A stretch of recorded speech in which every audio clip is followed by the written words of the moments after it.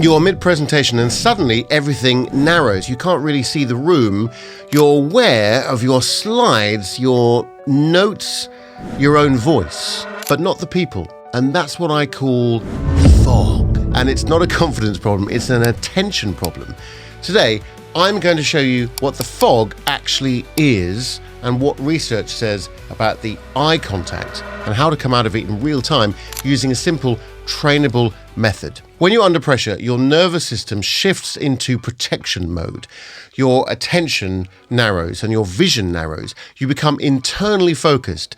Research on social anxiety shows two common patterns under pressure. Either you scan for threat, looking for signs of judgment, or you avoid faces completely. But both keep anxiety running. So if you've ever thought, I just can't look at them, that this is a personality flaw, that isn't a personality flaw, it's an attentional pattern. And patterns can be trained. Most advice says, just make more eye contact. But that's too simplistic. Interestingly, research has found that when people are forced to maintain intense direct eye contact, it can actually reduce persuasion in some contexts. So this is not about staring people down, it's about shared attention, warm glaze, purposeful connection, landing your message on people. And that's different. Recent research on leadership and gaze shows that speakers who use eye-directed gaze are perceived as more charismatic, assertive, and competent. Not because they're staring, but because their attention signals this: I'm here with you.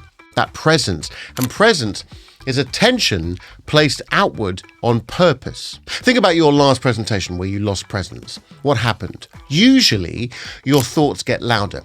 You felt slightly overwhelmed. You started relying on your slides or notes. Your vision narrowed. That's tunnel vision. In ACT, or acceptance commitment therapy, that's cognitive fusion. You're fused with your thoughts and internal sensations. So we don't fight it, we train flexibility.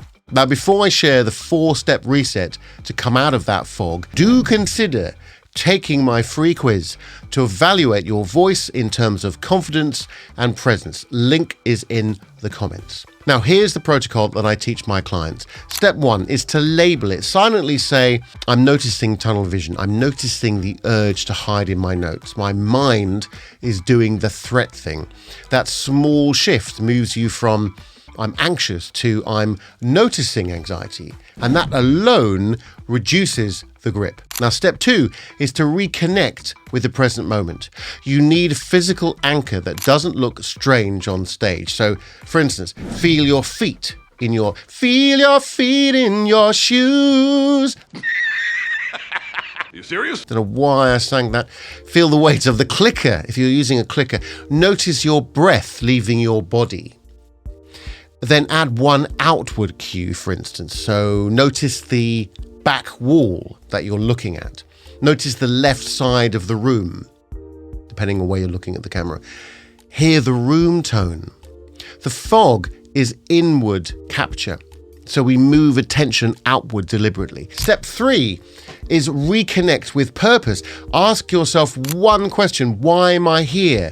Be useful, be clear. You want to transform people's views, their opinions. You want to change their emotion and make this easier for them. The moment your focus shifts from how am I doing to how can I serve, your gaze naturally opens. Step 4 is use a gaze pattern, not random. So eye contact, don't wing it. For larger groups, use what I call the lighthouse sweep. So left section, use one sentence. The center, use one sentence. And then the right section of the audience, use another sentence. Obviously not the same one. And hold each gaze for a full thought, not a word. For smaller groups, use 3 anchor points, 1 sentence per person. If anxiety is high, start with one supportive face for 10 seconds and then expand. You're building capacity, not performing bravado. When people go foggy, they often hold their breath. Then the voice tightens, they rush, they disconnect more further. So here's the upgrade. Before you re-engage eye line, exhale. Start the next sentence on a clean, easy onset. Breath, then gaze. Voice and attention work together. Here's something you can practice every day. Record yourself speaking for 2 minutes. At a random moment, deliberately look down and go foggy for a few moments. Then label it. Anchor physically. Choose one value intention. Look up and deliver one full sentence to a point in the room and repeat that 5 times. You are literally training your nervous system that you can be seen and stay connected. The goal is not to eliminate anxiety. The goal is to keep your attention flexible while anxiety is present. That's confidence, not bravado, not overperformance. Not pretending, just calm authority under pressure. If this resonates, try the 30-second test.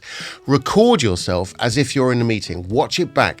Are you landing sentences on people or disappearing into your own slides? Start there and let me know in the comments what happens to your gaze when you feel under pressure. That's where we begin. Speak soon.